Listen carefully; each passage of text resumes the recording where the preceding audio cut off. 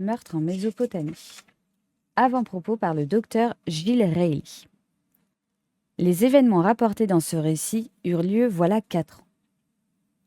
Vu les circonstances, il est nécessaire, à mon sens, qu'une relation fidèle et impartiale en soit donnée au public. Les bruits les plus invraisemblables ont fait croire à la suppression de témoignages essentiels et à d'autres billevesées du même genre. Ces fausses interprétations ont surtout été publiées par la presse américaine. Pour des raisons évidentes, il était préférable que ce compte-rendu ne fût pas rédigé par un membre de l'expédition qu'on aurait pu accuser de parti pris. Je conseillais donc à Miss Letteran d'entreprendre cette tâche. Elle me semblait tout indiquée pour la mener à bien. Ses références professionnelles sont hors de pair, elle n'est pas suspecte d'avoir connu au préalable les membres de l'expédition de l'université de Pittsdown séjournant en Irak. Intelligente et observatrice, elle fut un témoin oculaire des plus précieux. Miss Letteran se laissa difficilement persuader, et même lorsqu'elle finit par accepter, je ne la décidai qu'avec peine à me montrer son manuscrit. Par la suite, je découvris que son hésitation était due en partie à certaines remarques faites par elle concernant ma fille Sheila. Je la rassurai sur ce point. En effet, de nos jours, les enfants ne se gênent guère pour critiquer leurs parents.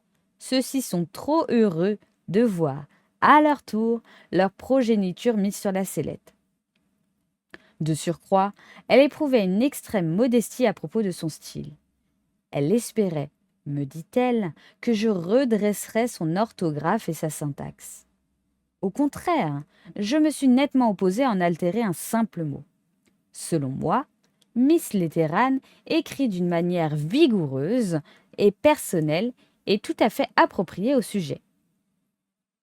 Si elle appelle le petit détective belge Poirot dans un paragraphe et Monsieur Poirot dans le suivant, une telle variante est à la fois intéressante et suggestive. C'est que, tantôt son éducation soignée reprend le dessus, n'oublions pas, en effet, que les infirmières anglaises respectent tout particulièrement l'étiquette, et qu'à d'autres moments, faisant abstraction de son voile et de ses manchettes, elle raconte les événements comme tout autre être humain l'eût fait à sa place. La seule liberté que je me sois permise, c'est d'écrire le premier chapitre, aidée en cela par une lettre que m'a aimablement communiquée une amie de Miss Letteran. Publiée en guise de frontispice, cette missive donnera au lecteur un bref aperçu sur le caractère de la narratrice. Chapitre 1er, le frontispice. Dans le hall du Tigris Palace Hotel, à Bagdad, une infirmière achevait la rédaction d'une lettre. Son stylographe courait sur le papier. « Voilà, cher ami, toutes les nouvelles pour cette fois. Certes, il m'a été agréable de connaître un nouveau coin du globe. Encore que je préfère l'Angleterre à tous les autres pays. Vous ne sauriez concevoir l'aspect sale et répugnant de Bagdad. Nous sommes loin de la féerie des 1001 nuits. C'est peut-être joli du côté du fleuve, mais la ville en elle-même est horrible, et l'on n'y voit guère de beaux magasins. Le major Kelsley m'a accompagné dans les bazars dont on ne saurait nier la pittoresque. Mais ce n'est qu'un ramassis d'objets hétéroclites et le martèlement des chaudronniers sur les casseroles de cuivre finit par vous donner la migraine. J'avoue que j'hésiterais à me servir de celle-ci, à moins d'être tout à fait sûr de leur propreté, car on doit toujours se méfier du verre de gris lorsqu'on emploie une batterie de cuisine en cuivre. Je vous écrirai pour vous annoncer le résultat des démarches du docteur Reilly au sujet de la situation dont il m'a parlé. Le monsieur américain en question se trouve actuellement à Bagdad et doit venir me voir cet après-midi. Il s'agit de sa femme. D'après le docteur Reilly, elle aurait des crises. Il n'en m'a pas appris davantage, mais, cher ami, on sait ce que ce terme signifie d'habitude. J'espère que cela ne va pas jusqu'au DT, Delirium Tremens. Naturellement, le docteur Reilly s'est montré fort discret. Mais Son regard en disait long. Vous ne comprenez certainement. Ce professeur Leider est un archéologue qui effectue des fouilles dans le désert pour le compte d'un musée américain. Cher ami, je termine pour aujourd'hui et vous envoie mes meilleurs souvenirs. Amy Letteran. Après avoir glissé sa lettre dans une enveloppe, elle l'adressa à Sir Kearnshaw, hôpital Saint-Christophe, à Londres. Comme elle replaçait le capuchon de son stylo, un serviteur indigène s'approcha d'elle. « Un monsieur voudrait vous voir, mademoiselle, le professeur Leitner. » L'infirmière se retourna et aperçut un homme de taille moyenne, aux épaules légèrement voûtées, à la barbe brune et aux yeux lasses. Le professeur Leitner se trouva en face d'une femme de 35 ans, très droite et pleine d'assurance.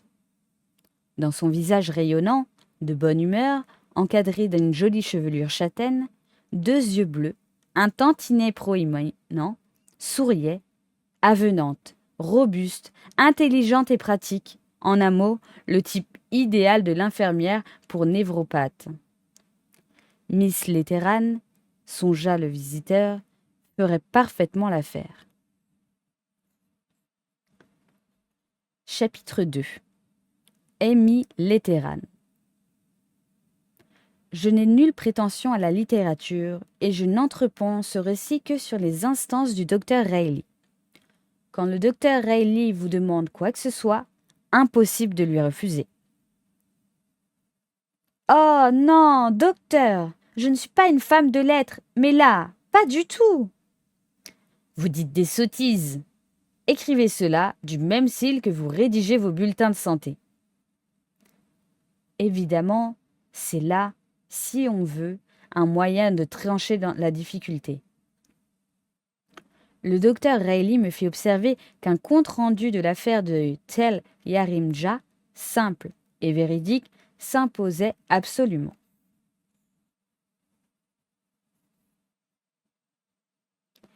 Si un des héros de cette histoire entreprenait de l'écrire, personne n'y ajouterait foi. On l'accuserait de partialité. C'était la vérité, même, quoique témoin, j'étais tout de même en dehors du drame. « Pourquoi ne pas vous en charger vous-même, docteur ?» lui demandai-je. « Je n'étais pas sur place et vous y étiez. En outre, soupira-t-il, ma fille s'y oppose. » Sa façon de se plier aux caprices de cette gamine m'exaspère. J'allais le lui dire lorsque je remarquai un éclair dans ses yeux. Avec lui, on ne sait jamais sur quel pied danser. Il parle toujours d'une voix lente et mélancolique, mais la moitié du temps, son regard pétille de malice. « Bah, si vous y tenez, peut-être pourrais-je m'y risquer. » « Je vous le recommande vivement. » Le hic est de savoir par où commencer. Tout ce qu'il y a de plus aisé. Commencez par le commencement. Continuez jusqu'à la fin et le tour sera joué. Je ne sais pas du tout quand et comment cela a débuté. Croyez-moi, mademoiselle, la difficulté de commencer n'est rien en comparaison de celle où l'on doit s'arrêter. C'est du moins ce que j'éprouve lorsque je fais un discours. Quelqu'un doit me tirer par mes basques pour m'obliger à m'asseoir. « Oh, vous plaisantez, docteur ?» Je parle tout à fait sérieusement. Alors, que décidez-vous ? Un autre scrupule me tourmentait. Après une courte hésitation, je lui répondis. « Voici, docteur, je crains d'être parfois trop personnel dans mon récit. »« Tant mieux, tant mieux. Mettez-y du vôtre le plus possible. Conservez toute votre personnalité. Soyez mordante, téméraire dans vos jugements, mais relatez les faits à votre manière. Par la suite, il sera toujours temps de supprimer les passages un peu outrés. À la besogne, donc. Avec votre esprit pondéré, vous nous donnerez j'en suis sûre, un compte-rendu intelligent de l'affaire. Le sort en était jeté, et je promis de faire pour le mieux. Tout d'abord, il me semble que je dois me présenter. J'ai 32 ans et me nomme Amy Letteran. J'ai accompli mon stage d'infirmière à l'hôpital Saint-Christophe à Londres. Ensuite, j'ai passé 2 ans dans une maternité. Après avoir travaillé pendant 4 ans dans la maison de santé de Miss Bendix, dans le comté de Devon, je suis partie pour l'Irak avec une certaine Mrs. Kelsey. Je l'avais soignée à la naissance de son bébé. Elle accompagnait son mari à Bagdad et avait déjà retenu là-bas une nurse pour son enfant. De température délicate, Mrs. Kelsey se faisait une montagne de ce voyage avec son bébé. Aussi, le major Kelsey décida-t-il que je partirais avec eux pour prendre soin du nourrisson pendant le trajet. Il me payerait mes frais de retour, à moins que nous ne trouvions des Anglais désirant les services d'une nurse pour rentrer à Londres. Inutile de vous dépeindre le ménage Kelsey. Le bébé était un amour d'enfant et la maman, bien que très nerveuse, me témoignait toujours une esquisse bienveillance. Le voyage me plut énormément. C'était ma première longue traversée. Le docteur Reilly avait pris passage sur le même paquebot. Cet homme, aux cheveux noirs et à la longue figure, débitait toutes sortes de plaisanteries d'une voix basse et mélancolique. Il prenait plaisir à me taquiner et proférait devant moi les blagues les plus extravagantes pour voir si je les avalerais. Il était chirurgien à l'hôpital civil d'Azanieh, à une journée et demie de Bagdad. Je séjournais à Bagdad depuis 1 semaine lorsque je le croisai en ville. Il s'inquiéta de savoir quand je prenais congé des Kelsey. Cette demande m'étonna fort, car Mrs. Kelsey employait déjà la nurse attachée précédemment à Mr. et Mrs. Wright, qui, eux, regagnaient l'Angleterre. Il m'apprit qu'il était au courant du départ des Wright et que, pour cette raison, il désirait connaître mes projets. Le fait est, mademoiselle Amy, que j'ai une situation à vous offrir. Chez un malade ? C'est très pire une expression grave. Ce n'est pas ce qu'on pourrait appeler un malade. Il s'agit d'une dame qui souffre parfois de certaines crises. Oh ! On sait ce que cela veut dire, la boisson ou la drogue. Le docteur Reilly s'entint là. Oui, continua-t-il, une Mrs. Leitner. Son mari est américain, un Américain suédois, pour plus de précision. Il dirige une vaste entreprise de fouilles archéologiques. Il m'expliqua que cette expédition effectuait des recherches sur l'emplacement d'une grande ville assyrienne comparable à Ninive. Le quartier général était situé non loin d'Azanieh, dans un endroit plutôt désert, et le professeur Leitner se tourmentait depuis quelque temps au sujet de la santé de sa femme. Il ne m'a guère fourni de détails, mais il semblerait que Mrs. Leitner soit sujette à de fréquentes terreurs nerveuses. La laisse-t-on seule toute la journée avec les serviteurs indigènes ? M'informai-je. Oh, non. Ils sont tous une bande de blancs, 7 ou 8. Je ne crois pas qu'elle reste seule dans la maison. Toujours est-il qu'elle se met dans des états assez bizarres. Leitner est débordé de besogne, mais il adore sa femme et s'affecte de la voir souffrir ainsi. Il serait plus tranquille s'il la savait sous la surveillance d'une personne sérieuse et compétente. Et qu'en pense Mrs. Leitner ? La belle Mrs. Leitner change tous les jours d'avis, répondit le docteur Reilly. Mais, en général, l'idée ne lui déplaît point. C'est une femme étrange, pleine d'affection et, selon moi, la championne du mensonge. Mais Leitner croit dur comme fer que sa femme est tentée par une terreur quelconque. Personnellement, Que vous a-t-elle dit, docteur?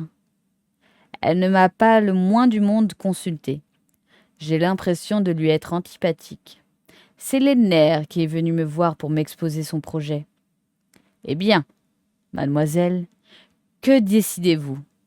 Du moins, vous verriez du pays avant votre retour en Angleterre. Les fouilles prendront fin d'ici 2 mois et ne manqueront pas de vous intéresser.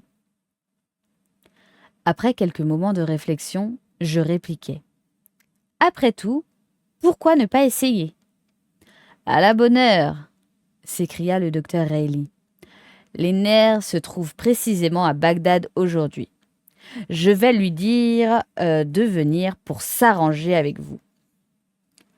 Ce même après-midi, le professeur Ledner me demanda à l'hôtel. C'était un homme d'âge moyen, aux gestes nerveux, hésitants. Il se dégageait de sa personne une grande bonté et une certaine faiblesse.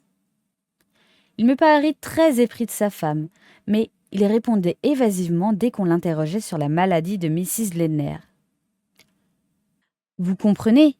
disait-il en tirant sur sa barbe, ce qui, je le constatais, par la suite, était chez lui une manie. Ma femme traverse une crise nerveuse qui ne laisse pas de m'inquiéter. Jouit-elle d'une bonne santé physique? Oui, il me semble, du moins. Physiquement, je ne vois rien d'anormal, mais elle se forge un tas d'idées. Quel genre d'idées? Demandai-je. Il éluda cette question et murmura d'un air perplexe. Elle se fait des montagnes de rien.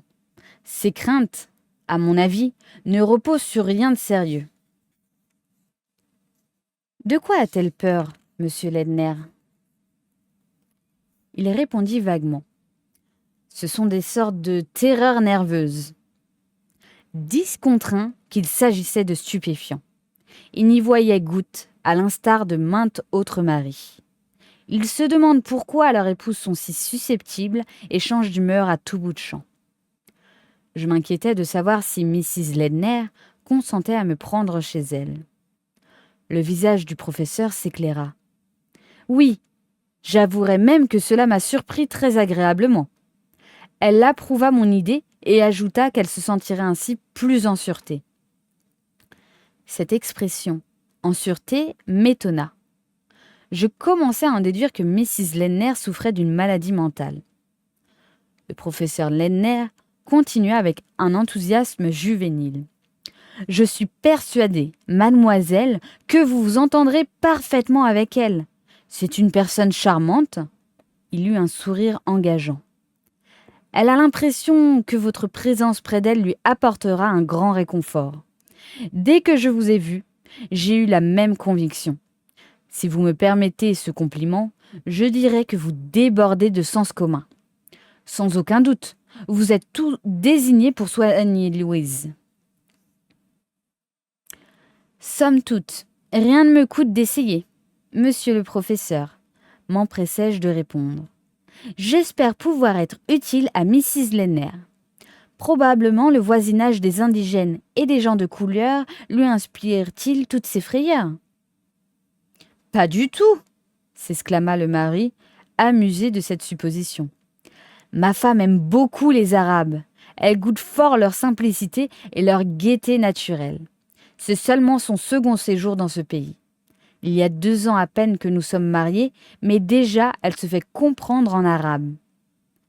Après quelques instants de silence, je tâtai encore le terrain. Voyons, monsieur le professeur, ne pourriez-vous me donner une explication quelconque sur les frayeurs de votre femme? Il hésita, puis il déclara lentement. J'espère, je souhaite qu'elle-même vous l'apprenne. Je n'en pus tirer davantage. Chapitre 3. Bavardage. Il fut décidé que je me rendrais à Tel Harinja la semaine suivante. Mrs. Kelsey s'installait dans sa maison à Al-Wiya et je fus heureuse de lui enlever le souci de mon rapatriement. En attendant, je surpris 1 ou 2 allusions relatives à l'expédition Ledner. Un ami de Mrs. Kelsey, un jeune chef d'escadron pinça les lèvres de surprise et s'exclama. « La belle Louise! Encore une des siennes !» Il se tourna vers moi.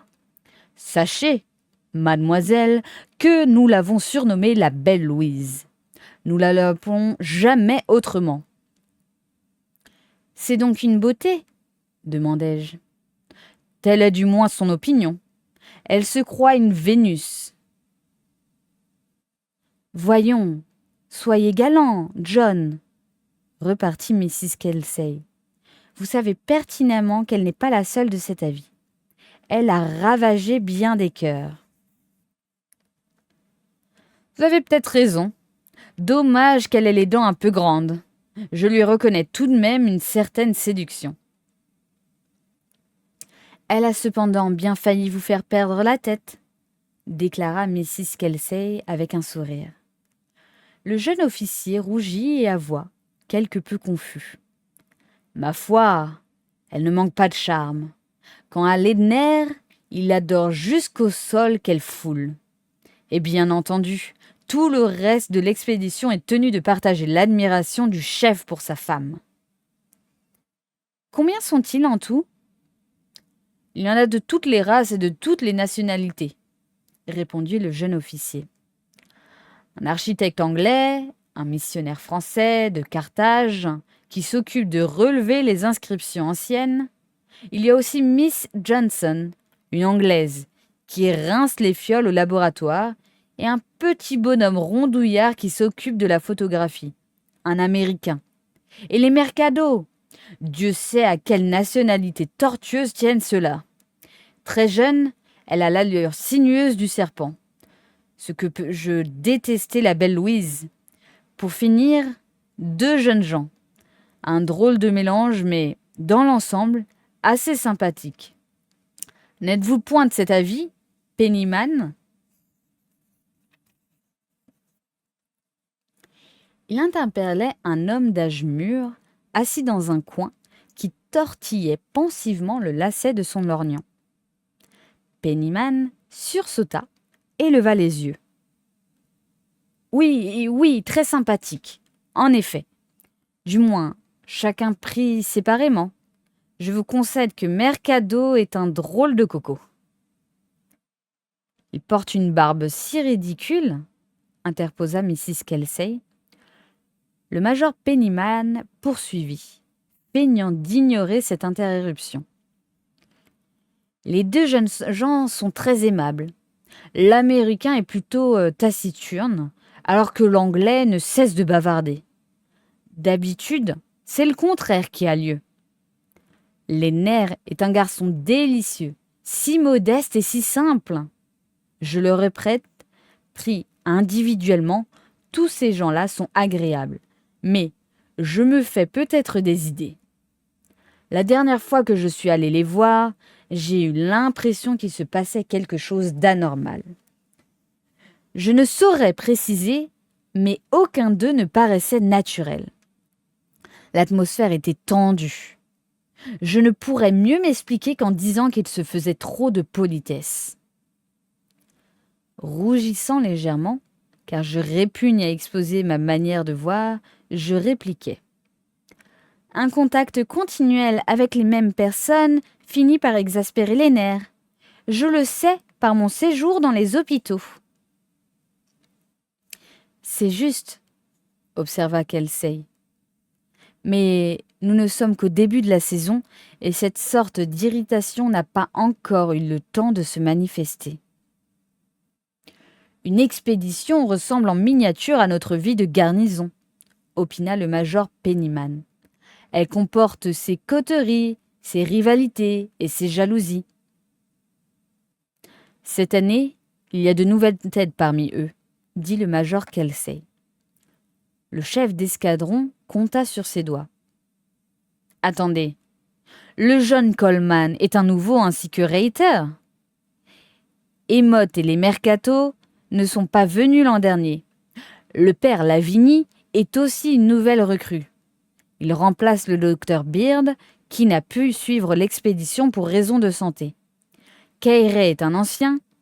Lui et Miss Johnson font partie de l'équipe depuis le début. c'est-à-dire depuis 5 ans. J'ai toujours cru que tous ces gens-là s'entendaient à merveille, observa le major Kelsey. Ils me produisaient l'effet d'une famille heureuse, fait avec surprenant, étant donné la nature humaine, n'est-ce pas, mademoiselle Letteran? Je ne sais jusqu'à quel point vous avez raison, major. Les haines dont j'ai été témoin à l'hôpital ont souvent eu pour origine des vétiles, par exemple une discussion au sujet d'une théière. Oui, une trop grande promiscuité rend les hommes mesquins, reprit le major Pennyman. Cependant, je pressens qu'il doit y avoir quelque chose de plus grave dans le cas qui nous occupe. Lenner est tellement doux, modeste et plein de tact qu'il réussit toujours à faire régner la bonne entente entre les membres de son expédition.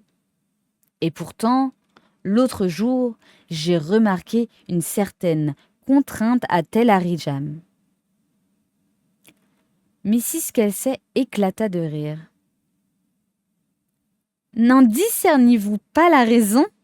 Elle saute aux yeux. Qu'entendez-vous par là? Je fais allusion, naturellement, à Mrs. Lenner. Allons, Marie, réfléchissez un peu. C'est une femme charmante et qui ne cherche noise à personne. Je ne dis pas qu'elle aime les querelles, mais elle les provoque. Comment? Pourquoi? Pourquoi? Pourquoi? Mais parce qu'elle s'ennuie. Elle n'est pas elle-même archéologue, mais seulement la femme d'un savant. Les découvertes scientifiques la laissent totalement indifférente. Elle élabore elle-même ses petites émotions et prend plaisir à mettre les gens dos à dos. Marie, vous parlez sans savoir. Vous êtes le jouet de votre imagination. Pour l'instant, je ne fais qu'imaginer, mais vous ne tarderez pas à constater que j'ai raison. Ce n'est pas pour des prunes que la belle Louise ressemble à Mona Lisa. Elle n'a peut-être pas de mauvaises intentions, n'empêche qu'elle savoure d'avance le résultat de ses intrigues. Elle aime beaucoup son mari. Oh, bien sûr, il n'est nullement question de lésion vulgaire, mais la belle Louise est une grande coquette. Ah, les femmes, comme elles sont tendres les unes pour les autres. Vous voulez dire comme des chattes qui se griffent? Mais sachez que nous nous trompons rarement dans nos jugements sur les autres femmes. Le major Pennyman prononça, d'un ton pensif, « Supposez que les présomptions peu charitables de Mrs. Kelsey soient fondées. Je ne pense pas que cela suffise à expliquer cette atmosphère d'hostilité. » J'avais l'impression nette que l'orage allait éclater d'une minute à l'autre. « N'épouvantez pas Miss Amy, observa Mrs. Kelsey. Elle doit partir dans 3 jours pour Tel Harijah. Vous allez lui donner des cauchemars. Il en faut plus que cela pour m'effrayer, répliquai-je en riant. Toutefois, je méditais longuement sur les propos que je venais d'entendre et les étranges paroles du professeur Lenner. Elles se sentiraient plus en sûreté, me poursuivirent jusque dans mon sommeil. Les terreurs secrètes de sa femme réagissaient-elles mystérieusement sur les autres membres de l'expédition? Ou bien était-ce l'angoisse pesant sur le groupe qui affectait à ce point le système nerveux de cette femme? Pour l'instant, le mien, pour mûr, était d'attendre. Chapitre 4. Mon arrivée à Hasanieh. 3 jours plus tard, je quittais Bagdad. Je laissais Mrs. Kelsey et son bébé avec bien des regrets. L'enfant se portait admirablement et devenait adorable. Le major Kelsey m'accompagna à la gare pour me faire ses adieux. Je devais arriver le lendemain matin à Kirkuk où quelqu'un viendrait à ma rencontre. Je passais une mauvaise nuit. Je ne dors jamais bien dans le train. Des cauchemars troublaient mon sommeil. Le lendemain matin, Cependant, quand je regardais par la fenêtre du compartiment, il faisait un temps splendide et je sentis naître en moi une certaine curiosité au sujet du milieu où j'allais pénétrer. Debout sur le quai, hésitante, je jetai les yeux autour de moi lorsque je vis un homme s'avancer de mon côté.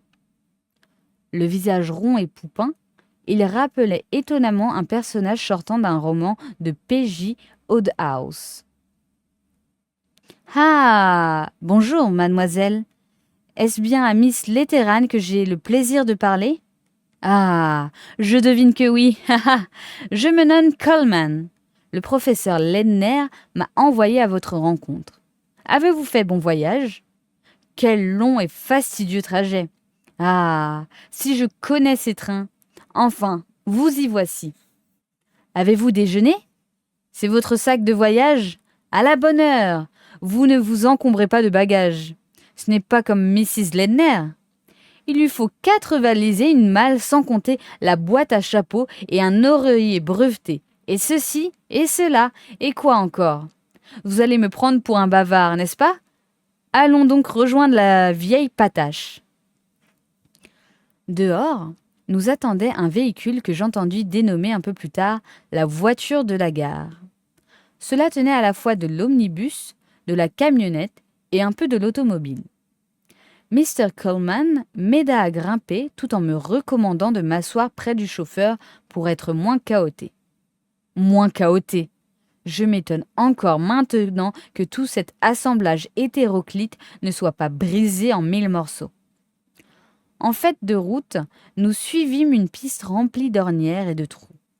Ah, l'Orient de mes rêves! Quand j'évoquais en mon esprit nos superbes routes anglaises, la nostalgie s'empara de moi. Mr. Coleman, penché en avant, me criait dans l'oreille. « Le chemin n'est pas du tout mauvais, n'est-ce pas ?»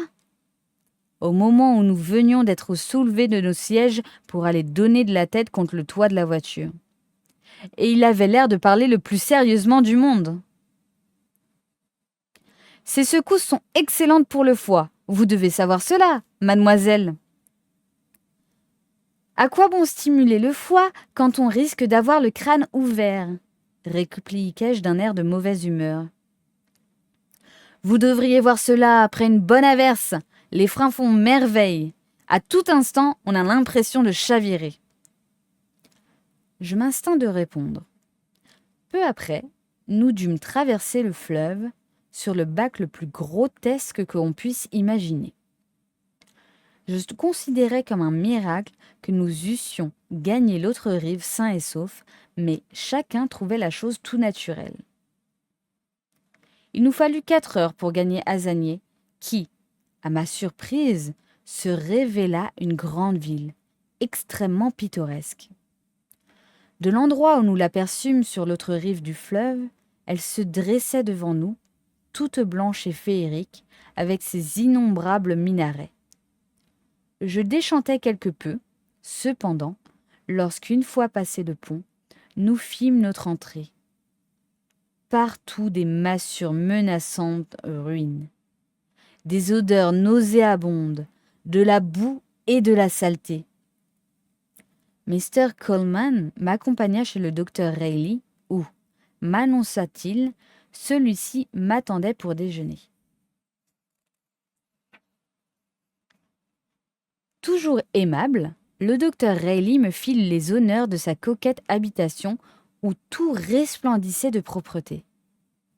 Je pris un bain délicieux et, après avoir revêtu mon costume d'infirmière, je descendis tout à fait reposé des fatigues du voyage. Le déjeuner était prêt. Le docteur nous fit passer dans la salle à manger en excusant sa fille, en retard selon son habitude. Nous venions de terminer un plat d'œufs à la sauce lorsqu'elle parut. Le docteur Reilly me la présenta. « Mademoiselle Amy Letteran, voici ma fille, Sheila. » Elle me serra la main, s'informa si j'avais fait un bon voyage, lança son chapeau sur une chaise, salua froidement Mr. Coleman et prit place à la table. « Eh bien, Bill, comment ça va ?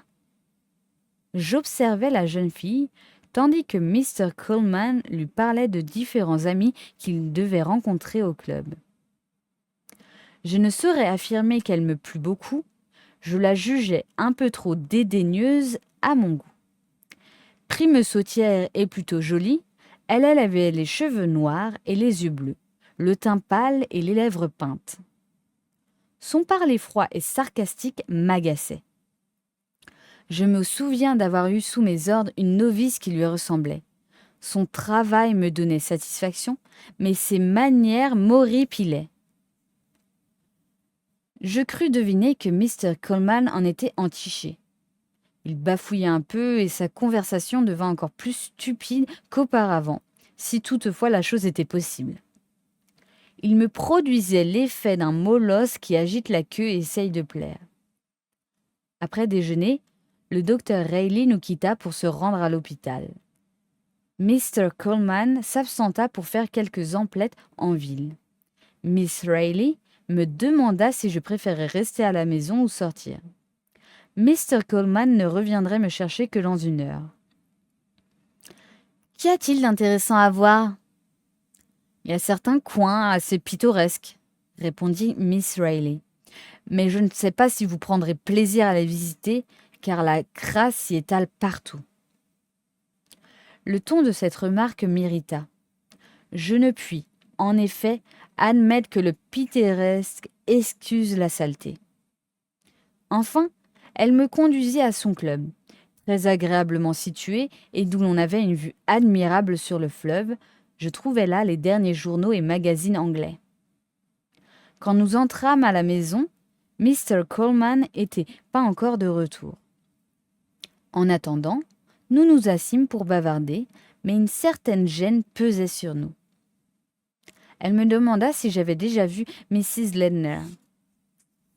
« Non, lui répondis-je. Je ne connais que son mari. Je serais curieuse de savoir quelle sera votre opinion sur cette personne. » Devant mon silence, elle poursuivit. « J'aime beaucoup le professeur Ledner. Chacun le trouve sympathique. En d'autres termes, pensai-je, à part moi, tu détestes sa femme. » Je crus bon de continuer à me taire et elle me posa à brûle-pourpoint cette question. « Que peut-elle bien avoir ? Le professeur Ledner vous a-t-il dit ? » Je n'allais tout de même pas médire d'une malade à qui je n'avais même pas été présentée. Je répliquai donc vaguement. « Je crois savoir qu'elle est déprimée et que son état nécessite beaucoup de soins. » Elle éclata d'un rire mauvais. « Bonté divine ! N'a-t-elle pas assez de 9 personnes pour s'occuper d'elle ? » Chacune doit avoir sa part de travail à remplir. Sa part de travail ?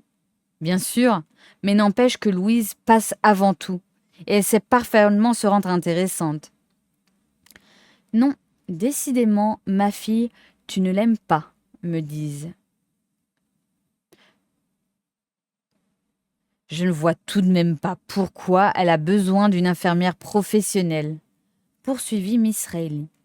Selon moi, une dame de compagnie ferait mieux l'affaire qu'une nurse qui lui fourrera le thermomètre dans la bouche, lui tâtera le pouls et finira par constater qu'elle n'a rien du tout.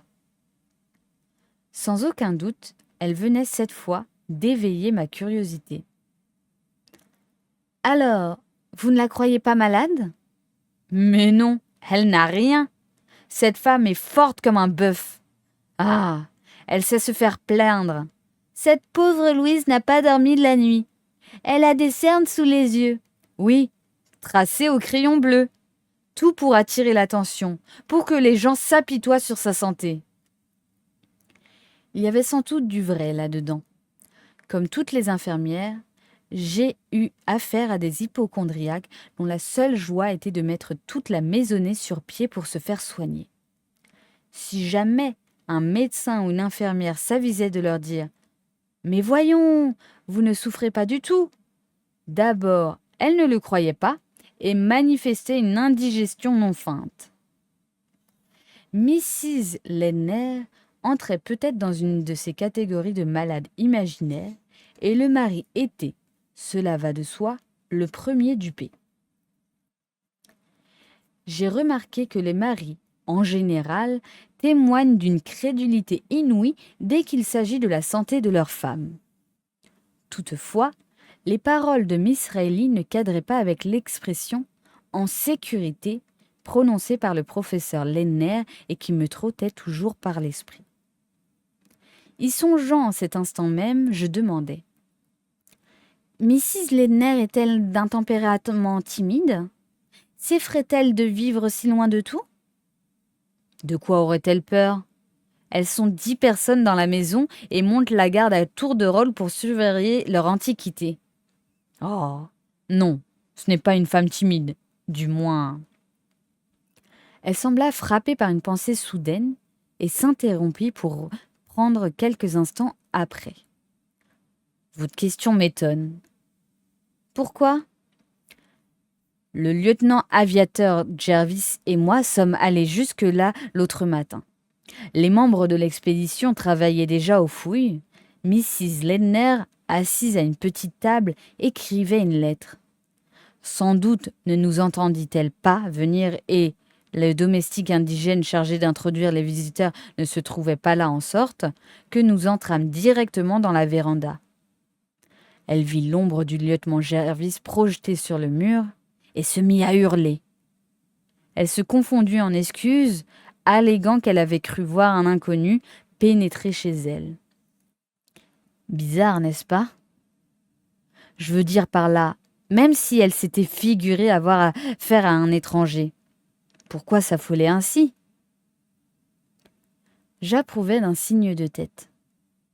Miss Reilly se tut quelques instants, puis éclata. Je ne sais que ce qui hante l'esprit de tous ces gens-là, cette année, ils ont la frousse.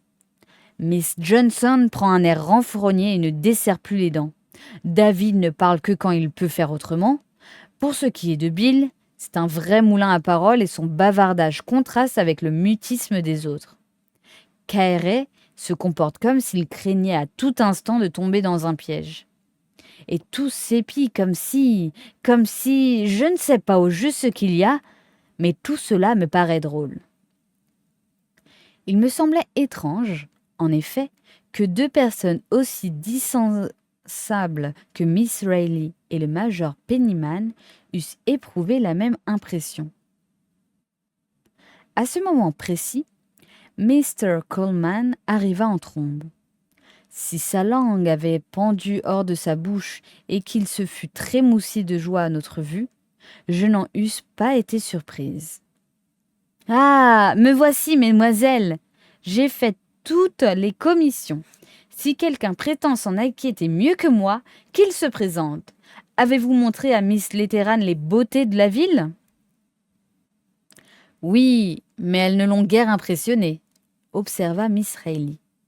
« Je n'en blâme point, » déclara Mr. Coleman en riant. « Jamais je n'ai vu un tel amoncellement de ruines. » « Ah, vous n'êtes guère point amoureux des chefs-d'œuvre de l'Antiquité, n'est-ce pas, Bill ? Pourquoi donc avez-vous embrasé la carrière d'archéologue ? » « Ne m'en veuillez pas. La faute en revint à mon tuteur. C'est un savant, un vrai rat de bibliothèque qui passe son temps en pantoufles à bouquiner. Il est scandalisé d'avoir un pupille de ma trempe. Vous êtes ridicule de vous être laissé imposer une profession pour laquelle vous n'avez aucun goût, » gourmanda Sheila Reilly. « Erreur ! On ne me l'a pas imposé du tout. Le vieux m'a demandé si je me sentais attirée par une profession quelconque. Je lui ai répondu que non. Alors, il a pris ses dispositions pour m'en envoyer passer une saison ici. Vous ne savez vraiment pas ce que vous voulez faire dans la vie ? Il est pourtant nécessaire d'avoir un but. Oh, j'ai mon idée et la voici.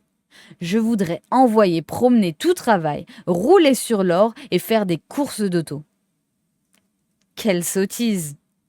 s'exclama Miss Reilly, l'air furieuse. « Je me rends compte de l'absurdité de mes aspirations, » répondit gaiement Mr. Coleman. « Mais si je dois m'astreindre à une tâche quelconque, peu importe le genre de travail, pourvu que je ne sois pas enfermée toute la journée dans un bureau. En outre, j'étais ravie de voyager. C'est bien, ai-je dit à mon tuteur, j'accepte, et me voici. Et vous devez rendre de piètres services là-bas. Là, vous vous trompez grossièrement, cher ami. Il n'y a pas eu un comme moi pour crier Yallah lorsqu'on a déterré une curiosité quelconque. De plus, je ne suis pas mauvais en dessin. Au collège, ma spécialité consistait à imiter les écritures. J'aurais fait un faussaire de premier ordre. D'ailleurs, il n'est jamais trop tard pour bien faire. Si jamais un de ces jours je vous éclabousse avec ma Rolls-Royce, au moment où vous entendez l'autobus, vous saurez que j'ai réussi dans une nouvelle carrière. Miss Reilly dit froidement. Ne feriez-vous pas mieux de vous mettre en route plutôt que de bavarder de la sorte?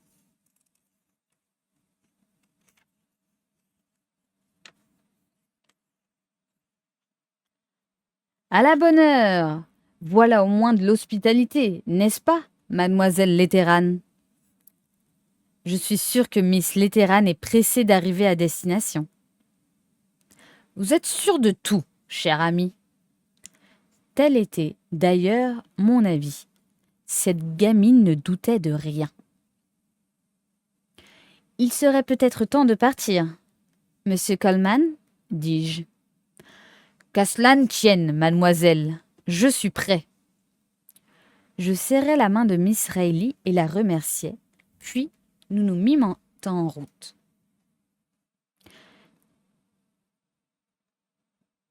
Très jolie, la fille de Dr. Reilly, n'est-ce pas, mademoiselle? Mais ce qu'elle aime à taquiner les gens.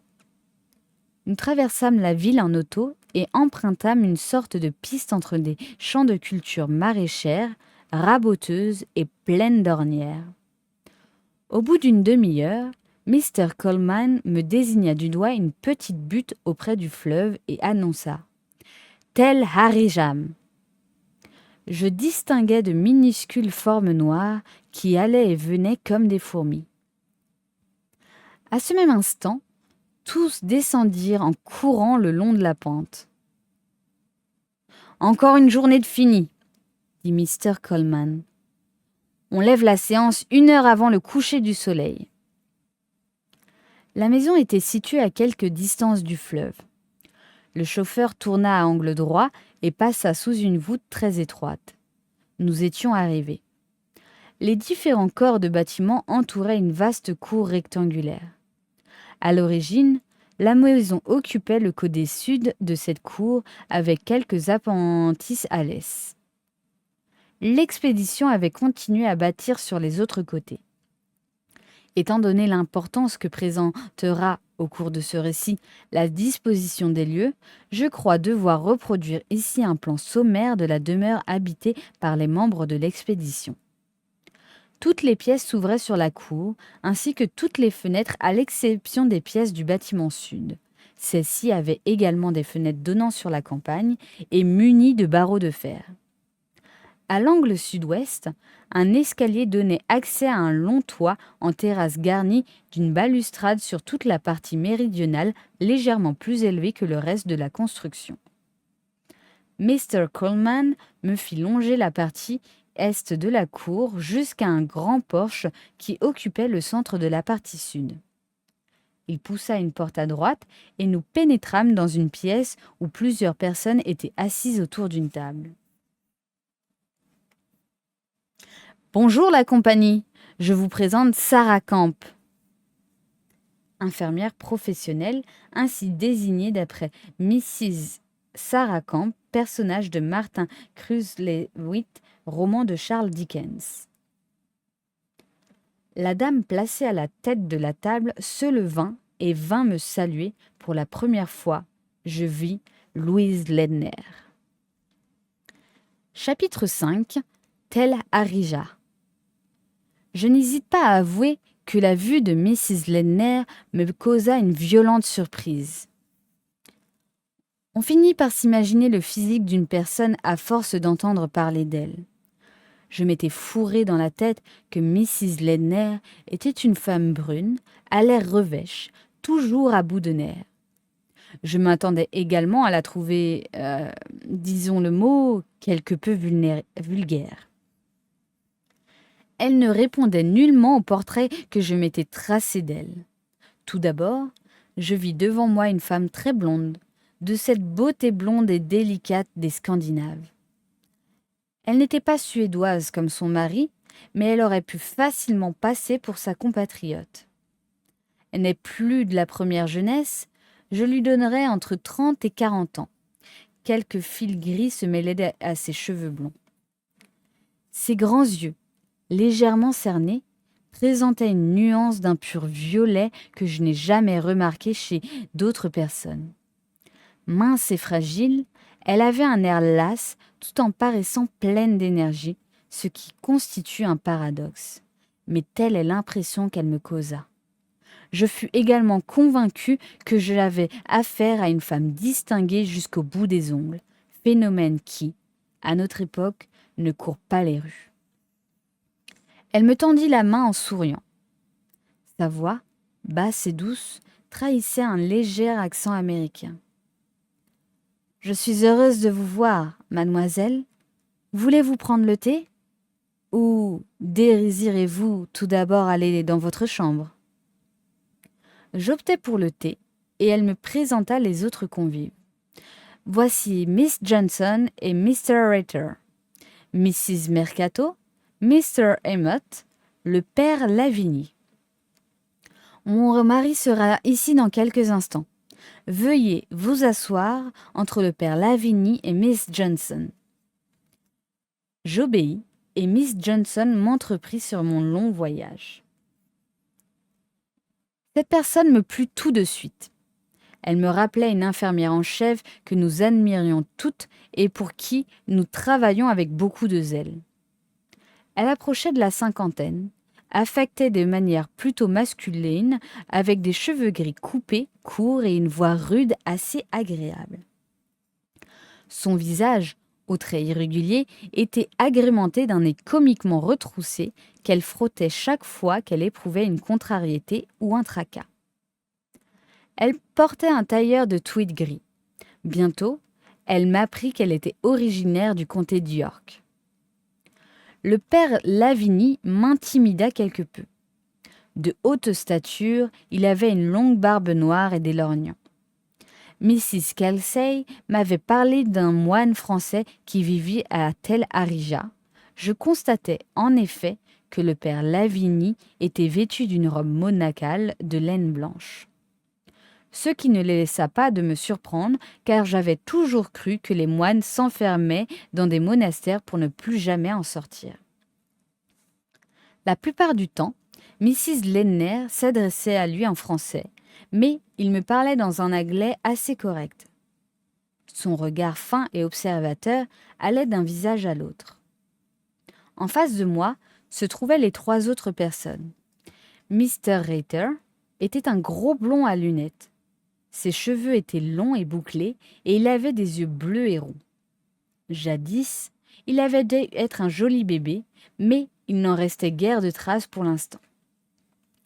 En réalité, il ressemblait à un goret. L'autre jeune homme avait les cheveux coupés ras, un long visage, de très belles dents et un sourire des plus aimables. Mais il parlait peu, répondait par signe de tête ou par monosyllabe. Tel Mr. Rater, il était américain. Venait enfin Mrs. Mercato. Je ne pouvais l'observer à mon aise.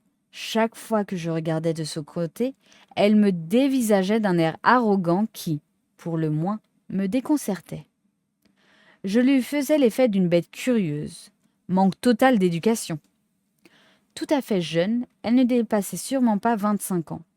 Brune, à l'allure furtive, elle était jolie, mais, comme disait sa mère, elle avait reçu une légère couche de goudron. Elle arborait un tricot rouge vif et le vernis de ses ongles était assorti à cette couleur.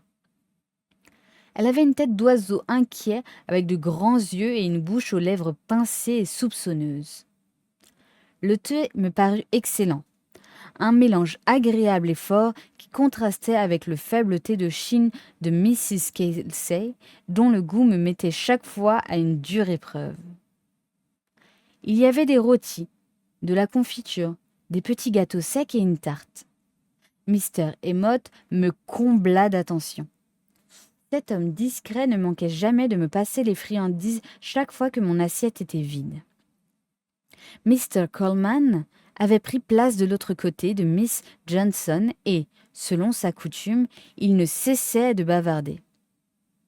Mrs. Ledner poussa un soupir et jeta un coup d'œil las dans sa direction, mais il ne se tut pas pour autant.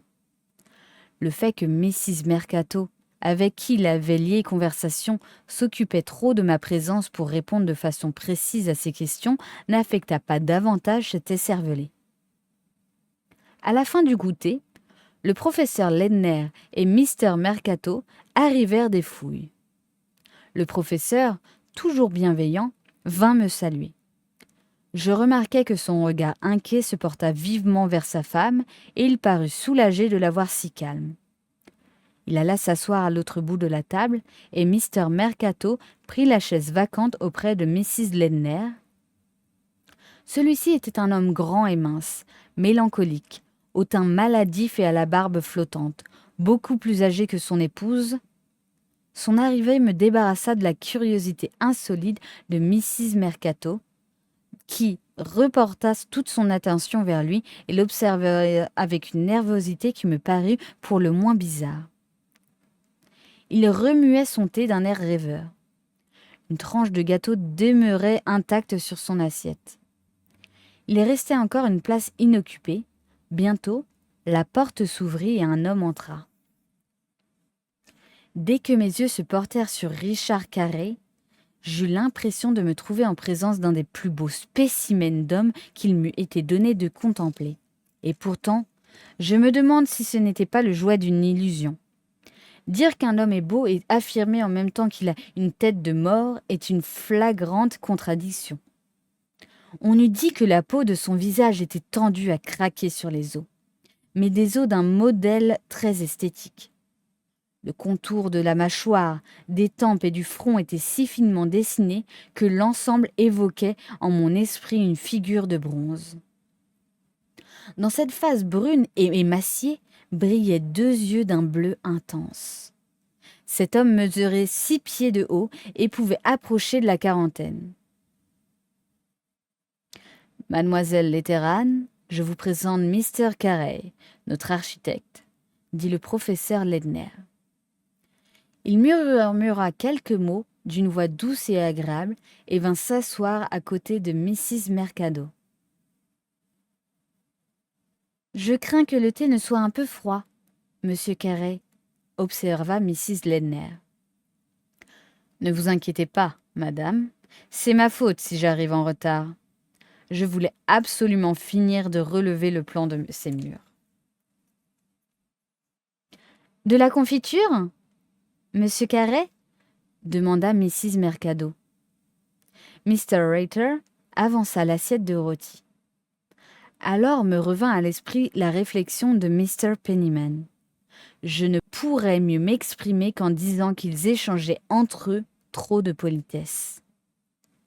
Oui, leur attitude exagérément courtoise décelait en effet quelque chose d'étrange. N'était-il pas vraiment un peu trop maniéré? On eût dit une réunion d'inconnus plutôt que de gens qui, certains d'entre eux du moins, se connaissaient depuis des années.